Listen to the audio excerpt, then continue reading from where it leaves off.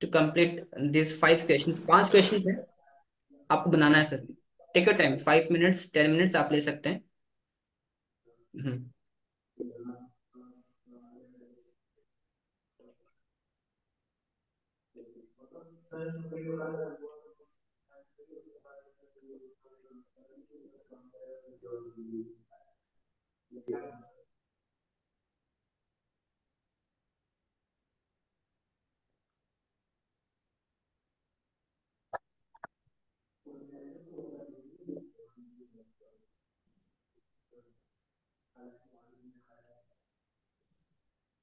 Babita sir, all clear to you?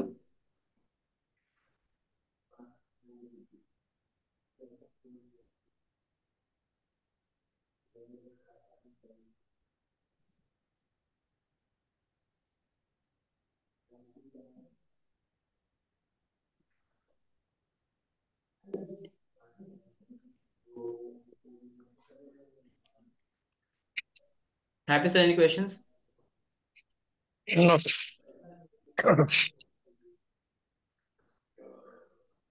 Anoop sir, Akash sir,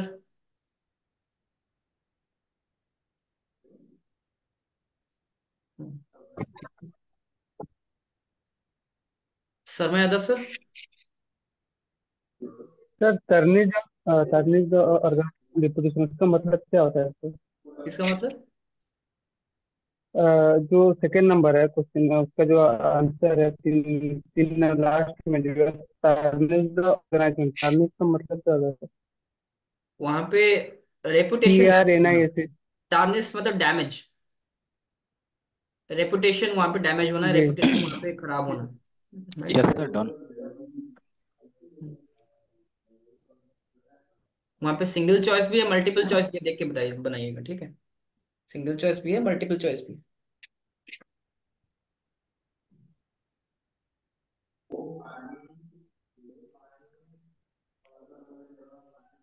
मैं fast जा रहा हूँ, स्लो जा रहा हूँ, या फिर कुछ पॉइंट्स कवर नहीं हो पाए, समझ में नहीं आ रहा, तो आप बिल्कुल रेज कर सकते हैं points, no issues.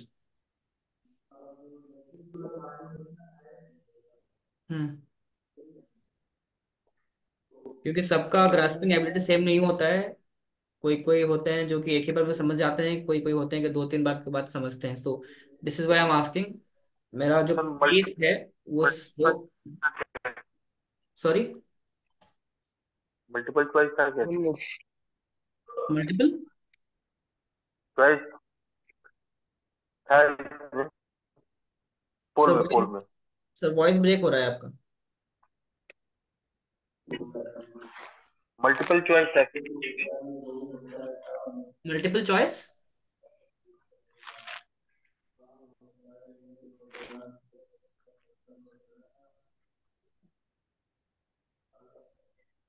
Task number 2 आपका मल्टीपल चॉइस है, बाकी का आपका सिंगल चॉइस है। टास्क नंबर 2 आपका मल्टीपल चॉइस है, बाकी आपका सिंगल चॉइस है।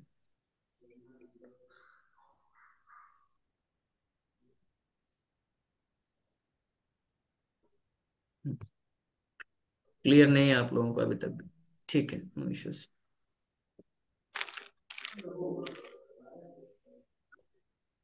सराफत sir, what is direct cost? Examples of direct cost please.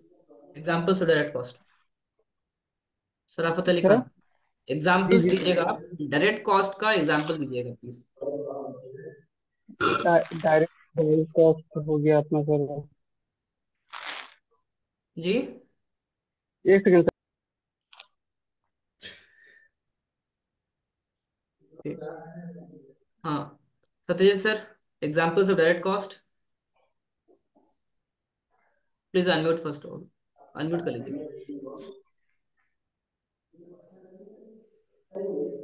Direct cost वो होता है सर, जब मतलब वर्कर को चोट लगने के बाद उसको मेडिकल ले जाते हैं, तब जब डॉक्टर का विजिट, फिजिकल थेरेपी, या फिर उसके ऊपर में खर्चा जो डॉक्टर हॉस्पिटल में होता है, फिर अगर कुछ क्लेम होता है, हम्म। वो डायरेक्ट कॉस्ट में आता है sir. What is indirect cost? Examples 5-6 दीजिए example sir. Direct indirect cost. Indirect cost मतलब एक्सीडेंट होने के बाद जब इन्वेस्टिगेशन होता है या फिर वहाँ काम रुक जाता है, फिर जब वर्कर का मोरालिटी डाउन होता है तो वो लोग काम करने के लिए मना कर देते हैं, फिर उनको मीटिंग वगैरह करके सजेशन दिया जाता है कि नहीं आपको ऐसे करना है, ये करना है, क्या हम्म। हमारा फॉल्ट था, उसी के जो इन्वेस्टिगेशन में टाइम लग जाता है। फिर ये सब इनडायरेक्ट कॉस्ट में आता है। Okay. Okay. What is insured cost examples? Insured cost में सर जो हमारा जो एम्प्लॉय मतलब कुछ कंपनी के वजह से किसी वर्कर को या फिर किसी पब्लिक प्रॉपर्टी डैमेज होता है, तो उसको पेड करने के लिए जो कॉस्ट खर्चा होता है वो इंश्योर्ड कॉस्ट में आता है। या फिर कुछ डैमेज होता है तो उसको रिपेयरिंग करने के लिए भी जो इन्वेस्टमेंट होता है वो भी डायरेक्ट इंश्योर्ड कॉस्ट में आता है, अगर वो मटेरियल इंश्योर्ड है। हम्म। जैसे कि कोई गाड़ी हो गया या फिर कोई बिल्डिंग हो गया जी। या किसी पब्लिक का प्रॉपर्टी हो गया। Okay. The cost which are paid by insurance company. Okay. ठीक है, those are insured cost. Yeah. Sir मैंने सबमिट कर दिया है रिजेक्ट। सॉरी। सर सबमिट कर दिया है मैंने सबमिट कर दिया, बाकी क्लोज क्वेश्चन कर के दूं? लिए। सभी ने बना लिया? 17 आउट ऑफ 20 पार्टिसिपेटेड। कोई 3 लोगों ने बनाया नहीं अभी तक। 18। 2 मोर। कोई बना रहे हैं? 19। 1 मोर लेफ्ट। कोई बना रहे हैं आंसर? ओके।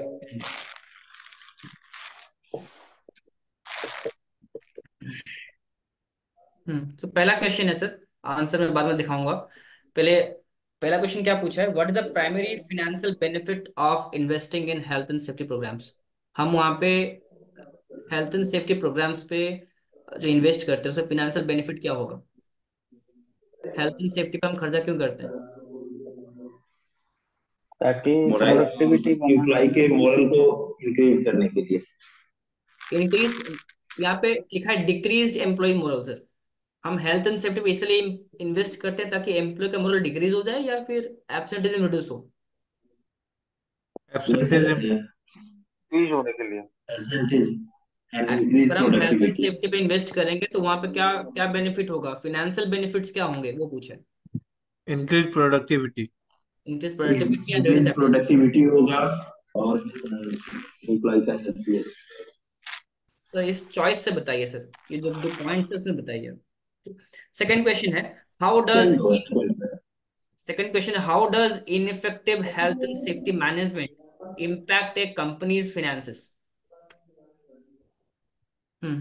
बताइए सर। इनइफेक्टिव हेल्थ एंड ये सेफ्टी मैनेजमेंट। आप अगर वर्क प्लेस में प्रॉपर हेल्थ एंड सेफ्टी को मैनेज नहीं कर रहे हैं तो आपके कंपनी के जो फिनेंसेस हैं वो कैसे इम्पैक्ट करेंगे? वो insurance increases in insurance premiums, hmm. Tarnish the organization reputation. Correct. दो नौ होगा लोगों सर। 9 लोगों ने लिखा है reduce yes. Cost. Reduce cost. 9 लोगों ने लिखा है रिड्यूस कॉस्ट। सर क्वेश्चन को समझिए पहले एक बार। क्वेश्चन क्या पूछ रहा है? क्वेश्चन ये पूछ रहा है कि अगर हम हेल्थ एंड सेफ्टी को प्रॉपरली मैनेज नहीं करेंगे, ineffective ineffective health and safety management अगर होगा तो आपके फिनेंसेस, आपके कॉस्ट पे कैसा इम्पैक्ट आएगा? अगर आप हेल्थ एंड सेफ्टी को मैनेज नहीं करेंगे तो आपका कॉस्ट पीछे रिड्यूस बोलो। होगा या फिर ज्यादा होगा? हेलो। हाँ बताइए। इंश्योरेंस प्रीमियम ज्यादा हम्म। है। बताइए वकील जी बताइए।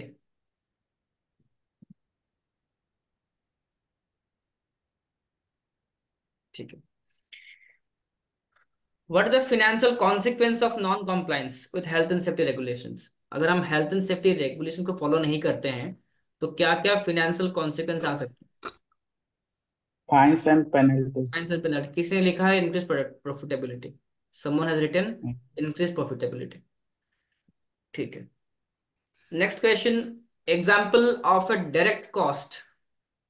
डायरेक्ट कॉस्ट एग्जांपल क्या है? Workers workers compensation payment. Workers compensation payment और इम्प्रूव्ड एम्प्लॉय मोरल। देखिए इसका मतलब क्या है, improved employee moral.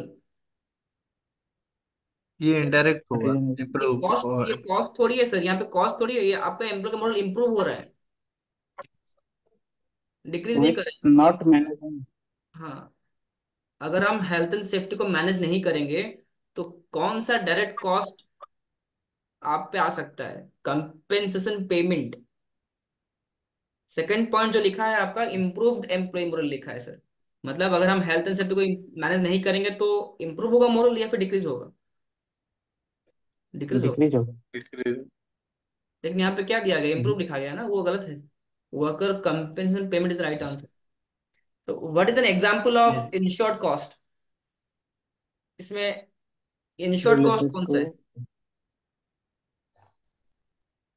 Worker fines, goodwill, compensation. कौन सा है वर्कर्स कंपेंसेशन कवरेज।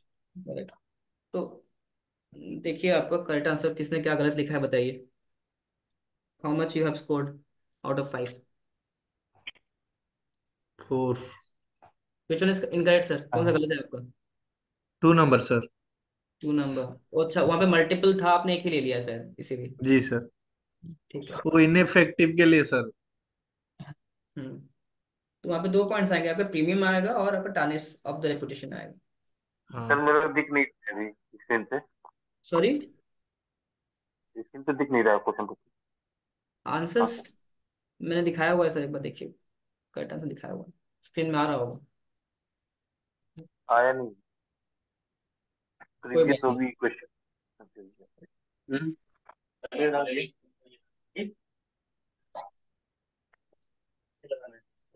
अभी दिखा रहा है सर? अभी नहीं।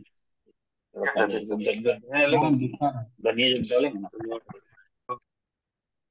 अनूप सर दिखा रहा है अभी? हाँ दिख रहा है सर। जी। use decrease employer molar worker compensation coverage. ठीक है, fine. Okay, so now there is a scenario, एक सिनेरियो है, FLT scenario, OB number 1। Will discuss OB number 1। जो फाइल मैंने आपको कल शेयर किया था, पीडीएफ फाइल, उसको ओपन कर सकते हैं आप, ऑल ओबी पीडीएफ। इसके नीचे एक है OB number 1, FLT scenario. Will discuss this scenario today. The scenario goes like, you have recently moved to a new job. आपने अभी एक न्यू जॉब में मूव किया है। You are starting one new job. You are responsible for health and safety at a large, busy retail store that is located on the outskirts of a large town served by good roads. आप अभी एक large busy retail store में काम करते हैं। एक retail store है जो कि टाउन से बाहर है, that is on the outskirts of a large town. ठीक है। The store sells DIY and hardware goods such as tools, equipment and hazardous chemicals to the local business and the general public. ये जो store है, ये कुछ सामान cell करती है। What kind of goods? DIY goods, मतलब do it yourself, and hardware goods like your tools, equipment and hazardous chemicals also. Hazardous chemical भी सेल करती है। किसको सेल करती है? To the local public. business and the general public. Local business supply करती है और जो पब्लिक मेंबर्स होते हैं वो खुद आके वहां से खरीदते भी हैं। The organization that owns the store has 100 stores nationally and 10 in your area. ये जो ओनर है, इस स्टोर का जो ओनर है, इसका और भी स्टोर्स हैं, इसका और भी स्टोर्स हैं नेशनली। आपके कंट्री में 100 स्टोर्स हैं और आपके लोकेलिटी में, आपके एरिया में 10 स्टोर्स हैं। ठीक है। The main part of the store is open to customers to view and buy goods. जो स्टोर है उसका जो पहला, मतलब जो फ्रंट फ्रंट पार्ट है या फिर जो आपका मेन पार्ट है, वहां पे कस्टमर आते हैं और सामान यहाँ से खरीद के जाते हैं। ठीक है। At the back of the store, store के पिछले वाले भाग में एक वेयर हाउस है, बड़ा सा वेयर हाउस है, जो जिसमें कि सारा सामान स्टॉक किया जाता है। जो भी आपके स्टॉक्स हैं, जो गुड्स हैं, उसको रैक्स में या फिर जो सेल्फ्स हैं वहां पे स्टॉक किया जाता है। Only store workers are allowed in the warehouse. इस वेयर हाउस में बस स्टोर के वर्कर ही अलाउड हैं और कोई भी अलाउड नहीं है। कस्टमर्स या फिर पब्लिक मेंबर्स वहां पे अलाउड नहीं है। तो स्टोर मेंबर्स यहाँ पे अलाउड है। इस वेयर हाउस में बहुत सारे रैक्स हुए हैं, और रैक्स में सारे के सारा सामान वहां पे स्टैक किया जाता है। ठीक है। Warehouse workers use forklift trucks to move goods from delivery trucks into the warehouse। अगर वहां पे कोई डिलीवरी ट्रक आता है तो क्या करते हैं, जो आपके जो वेयरहाउस वर्कर्स हैं वो एफएलटी यूज करते हैं, फॉकलिफ्ट ट्रक से सारा सामान यहाँ से अनलोड करके आपके वेयरहाउस के अंदर लाके उसको स्टोर करते हैं। When the store is closed to the customers, the goods are moved into the main part of the store to restock shelves। तो यहाँ पे जब कस्टमर्स नहीं आते, या फिर जब आपका स्टोर क्लोज हो जाता है, ठीक है, तब वेयरहाउस से सामान लाके दोबारा यहाँ पे रखा जाता है ताकि कस्टमर आके खरीदेंगे। ठीक है। कस्टमर ने सामान खरीदा यहाँ से, ये जगह आपका वैकेंट हो गया, इसको यहाँ पे रीस्टॉक किया जाता है। ठीक है। जब आपका स्टोर बंद हो या फिर कस्टमर नहीं आ रहे हो, तब आपका वेयरहाउस से सामान लाके दोबारा मेन पार्ट में सारा सामान वहां पे रखा जाता है ताकि कस्टमर्स दोबारा कल आके सामान खरीद सकेंगे। You report to a overall warehouse store and warehouse manager. वहां पे एक मैनेजर है जो कि स्टोर भी संभालता है और वेयरहाउस भी संभालता है। एक ही मैनेजर है जो कि स्टोर एंड वेयरहाउस दोनों को संभालता है। दो आप उसी को रिपोर्ट करते हैं। You are reporting to the warehouse manager. The warehouse workforce consist of 20 workers. वहां पे 20 वर्कर्स हैं, इंक्लूडिंग 2 शिफ्ट सुपरवाइजर्स। मतलब 18 वर्कर्स और 2 शिफ्ट सुपरवाइजर्स हैं इस वेयरहाउस में। And they are split equally between 2 12 hour shifts from morning 8 to evening 8 and evening 8 to morning 8 on a rota basis of 4 days on 4 days off। तो यहाँ पे जो 20 workers हैं वो 2 शिफ्ट में काम करते हैं। 2 12 घंटे की शिफ्ट है, मॉर्निंग 8 से इवनिंग 8 तक और इवनिंग 8 से मॉर्निंग 8 तक, और रोटेशनल बेसिस पे काम करते हैं, 4 days on 4 days off। Since you started your new job, you have seen a lot of examples of rule breaking in the warehouse। आपने जब से काम करना शुरू किया है इस वेयरहाउस में, आपने बहुत सारे रूल्स को मतलब आपने देखा कि यहाँ पे कोई रूल को नहीं मान रहा है। Everybody is breaking the law और रूल्स। फॉर एग्जाम्पल, जैसे कि you have seen goods staged in aisles and blocking the walkways. जो वेयरहाउस है, जो आपका वेयरहाउस है, वहां पे सामान को रैक्स में ना रख के रास्ते पे रख देते हैं। जैसे कि आप कोई भी फॉर एग्जांपल आप कोई भी मार्ट जाते हैं, रिलायंस मार्ट हो या फिर कोई मार्ट जाते हैं, आप सामान खरीदते हैं रैक से। आप जब पे चल के जाते हैं ना उसको बोलते हैं आइल्स। जहाँ पे हम चलते हैं दैट इज कॉल्ड आइल्स। अभी जो वर्कर्स हैं they are storing the products और the goods on the aisles. Racks में उसको सेल्फ में ना रख के रास्ते पे रख देते हैं, राइट। जिससे जिससे क्या हो रहा है, आपका वॉकवे वहां पे ब्लॉक हो जा रहा है। ठीक है। Workers have to avoid many obstacles as they walk through the warehouse, causing them to step into vehicle routes. तो वर्कर्स को वहां पे चलने में दिक्कत आ रही है। अगर वहां पे रास्ते पे सारा सामान रख देंगे तो वर्कर्स को चलने में दिक्कत आ रही है, बिकॉज ऑफ विच वर्कर्स क्या कर रहे हैं, व्हीकल के रूट पे चलना शुरू कर दे रहे हैं। They are walking on the vehicle routes. Workers have told you that there are frequent near misses between FLTs and workers and collisions with products causing damage and spillages।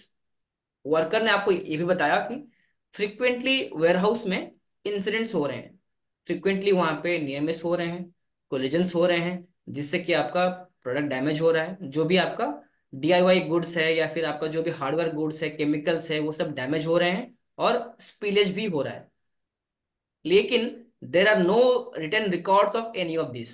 जो भी आपका नियर मिस हो रहे हैं या फिर जो भी आपका प्रोडक्ट डैमेज हो रहा है, किसी का भी रिटर्न रिकॉर्ड मेंटेन नहीं किया जा रहा है। कोई भी इंसिडेंट का रिटर्न रिकॉर्ड मेंटेन नहीं किया जा रहा है। कोई भी लॉस हो रहा है, रिटर्न रिटर्न रिकॉर्ड मेंटेन नहीं किया जा रहा है। There have been many injuries recorded over the years. बहुत से एक्सीडेंट्स हो चुके हैं, बहुत सारे इंजरीज रिकॉर्ड किए जा चुके हैं सालों से। Most recently a repeat of a more serious collision occurred involving a young FLT driver। Recently क्या होता है, एक सीरियस इंसिडेंट होता है सर, एक सीरियस इंसिडेंट होता है जिसमें कि एक यंग FLT ड्राइवर इन्वॉल्व है। जिसमें कि एक उस इंसिडेंट में एक यंग FLT ड्राइवर इन्वॉल्व है। उसने क्या किया, the brakes were applied too late. उस एफएलटी ड्राइवर ने ब्रेक लेट अप्लाई किया। क्यों लेट अप्लाई किया? Because the driver was distracted by the mobile phone. वो मोबाइल फोन पे बिजी था, तो उसने क्या किया, ऑयल स्पिल को नहीं देखा।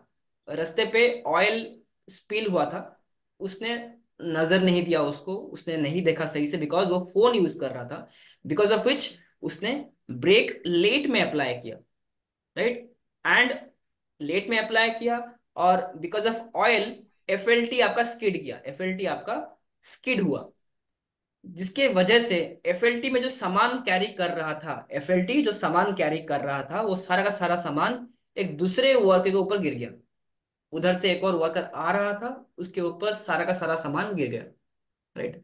On this occasion the workers leg was broken. जो वर्कर चल के आ रहा था उस तरफ से, उसका पैर टूट जाता है, which required urgent medical treatment, right? The hospital is 5 miles away from the store. जो हॉस्पिटल है वो 5 मील दूर है, 8 किलोमीटर दूर है आपके स्टोर से। The worker is expected to be off work for 6 weeks to recover from the injury. जो वर्कर इंजर्ड हुआ वो अभी 6 हफ्ते तक वर्क प्लेस पे रिटर्न नहीं कर सकता, बिकॉज वो रिकवरी करेगा, या फिर उसका सर्जरी हुआ होगा, ट्रीटमेंट हुआ है, तो वो 6 हफ्ते तक वर्क प्लेस पे नहीं आ सकता, right. The injured worker is seeking legal advice in order to make a claim for compensation. तो वहां पे जो इंजर्ड वर्कर है वो क्लेम करना चाहता है, वहां पे उसने कोर्ट में केस दर्ज किया है, और वो क्लेम करना चाहता है कि मुझे इतना अमाउंट ऑफ मनी चाहिए, ठीक है। वो he is claiming for compensation and he is seeking some legal advice also. Worker absence and turnover rate is high in the warehouse. इस वेयरहाउस में वर्कर एब्सेंटिज्म रेट हाई है, worker हमेशा बहुत absent रहते हैं यहाँ पे। और turnover rate, what is turnover rate? क्या होता है सर वर्कर टर्नओवर, इसका मतलब क्या है? बार बार चेंज होना। सर बार बार चेंज हो, सर नौकरी छोड़ना फिर रिज्वाइन करना दूसरे आदमी, रिप्लेसमेंट। हाँ, वर्कर्स बार बार छोड़ के चले जा रहे हैं work place. Nobody is staying for longer period of time. Workers आ रहे हैं और चले जा रहे हैं, वर्कर्स आ रहे हैं छोड़ के चले जा रहे हैं। इस वेयरहाउस में टर्नओवर रेट भी हाई है। There are no health and safety worker representatives. इस वेयरहाउस में कोई भी health and safety worker representative भी अवेलेबल नहीं है। Warehouse workers have told you that they have complained to management about working conditions many times. Workers ने आपको बताया कि उन्होंने मैनेजमेंट को कई बार वहां पे कंप्लेन किया है अबाउट द वर्किंग कंडीशंस, कि वहां पे सामान को रास्ते पे रख दे रहे हैं, वहां पे हमें चलने के लिए दिक्कत आ रही है, हम वो एफएलटी के रूट्स पे चल रहे हैं, तो वहां पे उन्होंने कई बार कंप्लेन किया है। लेकिन मैनेजमेंट रेयरली दिखता है वेयर हाउस में, वो कभी कभी दिखता है मैनेजमेंट। मैनेजमेंट कौन है यहाँ पे? Who is the management? The manager. वो एक ही तो manager. Yes sir, Warehouse store manager. And warehouse manager, ठीक है, जो मैनेजर है he is the management. You can not find any written record of complaints. Workers ने जो भी कंप्लेंट्स किए थे उसका कोई भी रिकॉर्ड मेंटेन नहीं किया गया, right. You have tried to convince the overall store and warehouse manager that something needs to be done to improve health and safety in the warehouse. आपने समझाया उस मैनेजर को कि हमें हेल्थ एंड सेफ्टी इंप्रूव करना होगा, we need to improve health and safety at the warehouse. लेकिन manager क्या बोल रहा है? मैनेजर बोल रहा है you are told that there is no money for that kind of thing. Manager saying that कि मेरे पास ऐसी चीजों के लिए पैसा नहीं है। अगर होता भी, and even it if it are available, it would cause too much disruption to business. Manager बोल रहा है कि मेरे पास हेल्थ एंड सेफ्टी के लिए पैसा नहीं है, अगर होता भी तो मेरे बिजनेस में डिसरप्शन आता, रुकावट आती, मुझे लॉस होता। As a result of the recent FLT collision, you were visited by a labor inspector who has made a formal order that requires workplace changes to improve the health and safety of the workers.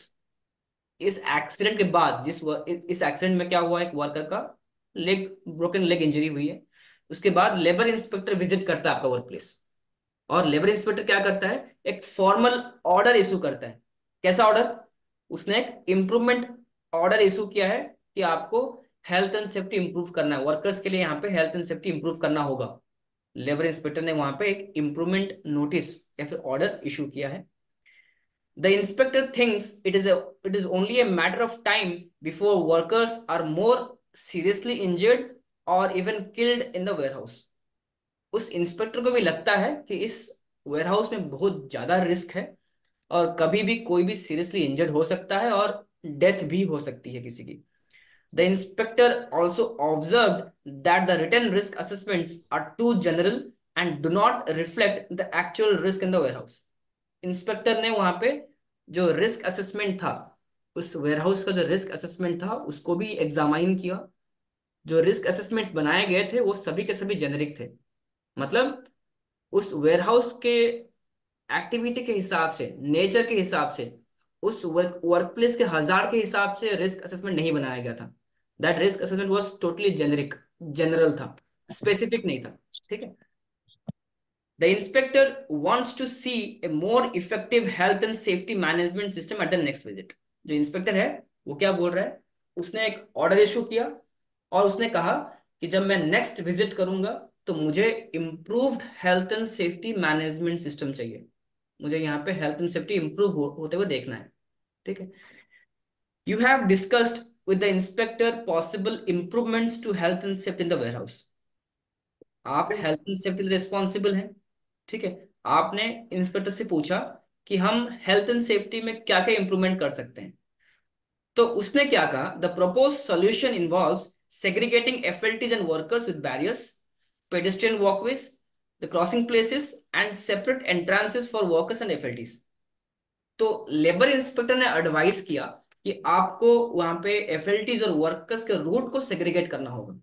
आप barrier डालिए, या फिर आप वहां पे pedestrian के लिए separate walkway बनाइए, या फिर क्रॉसिंग प्लेस बनाइए आप, या फिर सेपरेट एंट्रेंस बनाइए। वर्कर्स के लिए अलग एंट्रेंस, एफएलटी के लिए अलग अलग एंट्रेंस। आप उन्होंने सजेशन दिया, आप कुछ भी कर सकते हैं। बैरियर डाल सकते हैं, आप वहां पे पेडेस्ट्रियन के लिए सेपरेट वॉकवे बना सकते हैं, या फिर सेपरेट एंट्री एग्जिट कर सकते हैं। वर्कर्स के लिए अलग सेपरेट एंट्री और एफएलटी के लिए सेपरेट एंट्री बनाना, उन्होंने सजेशन दिया। In addition you tell you tell the inspector that you will review health and safety performance internally and externally in order to make comparisons। उसके बाद आपने उस इंस्पेक्टर से कहा कि हम अपने परफॉर्मेंस को इंटरनली और एक्सटर्नली रिव्यू करेंगे, परफॉर्मेंस को हम मेजर करेंगे। इसका मतलब क्या है, हम इंटरनल और एक्सटर्नल ऑडिट्स हम कैरी आउट करेंगे। परफॉर्मेंस को रिव्यू करने के लिए, चेक करने के लिए हम वहां पे इंटरनली और एक्सटर्नली दोनों वहां पे हम रिव्यू करेंगे। This is the scenario. ये था कहानी आपका। So what are your views regarding this scenario? Hmm. कैसा सिनारियो सर? सॉरी, समझ में आया सिनारियो, नहीं आया सर? बस सुन रहे मेरे हैं। सर आया समझ में। हाँ यस। बताएं sir. Totally negative scenario. Totally negative scenario, okay.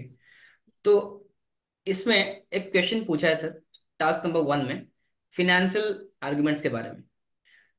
What financial arguments could you use to justify your proposed recommendations to segregate FLTs and the workers? इसका मतलब क्या है, कौन बताएंगे, बताइए। Who will make me understand about the task? Task में क्या पूछ रहे हैं? एनीवन? टास्क में क्या पूछा गया है बताइए। यादव सर? टास्क में पूछा है, हाँ बताइए, डॉक्टर बताइए। टास्क में सर ये पूछा है कि हम मैनेजर को कन्विंस कैसे करेंगे कि जो हम इन्वेस्टमेंट करने जा रहे हैं हम्म। एफएलटी और वर्कर को बेटर वॉकवे और एक्सेस देने के लिए, वो जो खर्चा हो रहा है पहले से, हम उसको कैसे कम में करके उसको कर सकते हैं। नहीं नहीं नहीं नहीं। Anyone not else? फाइनेंशियल और नॉट हम्म। फाइनेंशियल। और कोई बताएंगे? There's so many people ever remaining silent, I don't know why. Do not be reluctant, openly बात कर सकते हैं आप लोग। Yes sir. हाँ सर। सर मैंने इस क्वेश्चन का जो मुझे जो लग रहा है कि जो एक्सीडेंट हुआ जिसके लिए जैसे जैसे कॉस्ट खर्चा होगा, और ऐसे अगर हम कुछ सेग्रीगेट करेंगे, रास्ता एक्सेस करेंगे, तो आगे जाके ऐसे फाइनेंशियल कॉस्ट होगा ही नहीं सर। ओके, थोड़ा आप विस्तार आसपास आ रहे हैं सर, करेक्ट। आपने थोड़ा क्लोज अटेम्प्ट दिया। और कुछ है? Anyone else? नहीं वही है कि अलग अलग इनका दोनों का सही, इन्होंने जो बोला एक्चुअली राइट है कि इनको अलग अलग फ्रिक्वेंसी में लेने का दोनों को। और क्लिप का जो है एफएलटी का एक डिफरेंस रखने का, और मैं पेडेस्टल एक अलग से वर्कर के लिए सेपरेट कर देने का। इसका मतलब क्या है? वो तो, ये तो इसका मतलब है कि हम वहां पे सेग्रीगेट करेंगे। क्वेश्चन का मतलब क्या पूछ रहे हैं? Yes Vishnu sir. एफएलटी और वर्कर का रास्ता अलग करने के लिए आप क्या फाइनेंशियल आर्गुमेंट दोगे? जी,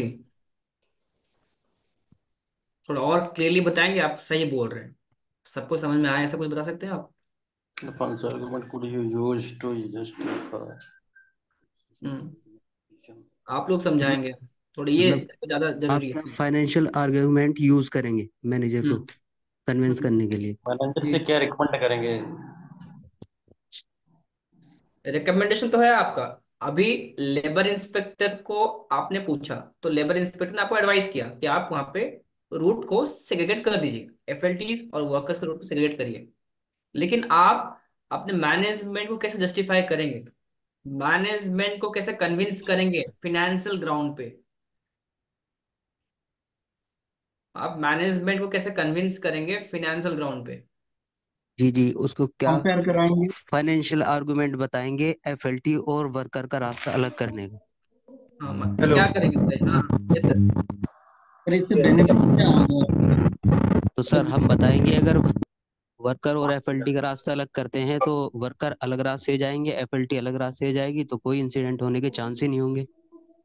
वो तो हेलो जेनरिक है। फिनेंशियल आर्गुमेंट कहाँ पे कर रहे हैं आप? सर, सर प्रीतम प्रधान। कोई हाँ एक्सीडेंट नहीं होगा तो हमारा फाइनेंशियल बेनिफिट है। Sir, on this arguments means the money which is needed for the segregate of FLTs and workers is no less no compared to the incident. No no no sir, not in that aspect, not in that aspect. Anyone else? तो वजह sir आपका noise ज्यादा आ रहा है, आपका noise आ रहा है, headphones निकाल लेंगे अच्छा रहेगा सर, एक बार हेडफोन निकाल लेंगे सर। Yes sir. हाँ अभी सही है, हाँ। सर एक्चुअली उनको हम ऐसे कन्विंस करेंगे कि जैसे अभी एक्सीडेंट एक होने के बाद जैसे वो इतना कॉन्फिडेंस मैंने इतना वो डिमांड कर रहा है पैसा, अगर सेम पैसे को हम लोग अपना एक्सेस बनाने में और सेग्रीगेट करने में खर्चा करेंगे। नहीं नहीं नहीं नहीं। अभी क्वेश्चन क्या पूछा है? What financial hmm. arguments could you use to justify your proposed recommendations to segregate FLTs and the workers? आपने प्रपोजल दिया, आपने मैनेजमेंट को प्रपोज किया है कि एफएलटीज और वर्कर्स के रूट को सेग्रीगेट करना चाहिए। लेकिन जस्टिफाई कैसे करेंगे, क्यों करना चाहिए? उसमें फिनेंशियल बेनिफिट्स क्या क्या होंगे? अगर हम सर एफएलटीज और वर्कर्स के रूट को सेग्रीगेट कर देते हैं तो कंपनी को क्या क्या फिनेंशियल बेनिफिट्स होगा? अगर आप बता देंगे मैनेजमेंट को, तो मैनेजमेंट एग्री करेगा उसके लिए? यस सर करेगा। Yes. Hello. Yes. Hello. Accident का होता यस सर, तो अगर उसके फाइनेंशियल बेनिफिट होंगे तो मैनेजमेंट एग्री करेगा। एग्री करेगा, जस्टिफाई होगा आंसर। तो आप बताइए, सिनारियो के हिसाब से आप कौन से फिनेंशियल कॉस्ट को या फिर कॉस्ट को आप यहाँ पे ध्यान पे रखते हुए आर्ग्यूमेंट करेंगे? Indirect cost first. सिनारियो में क्या क्या कॉस्ट वहां पे जाया, मतलब कंपनी को बियर करना पड़ रहा है, उसको आइडेंटिफाई करिए फर्स्ट आप लोग।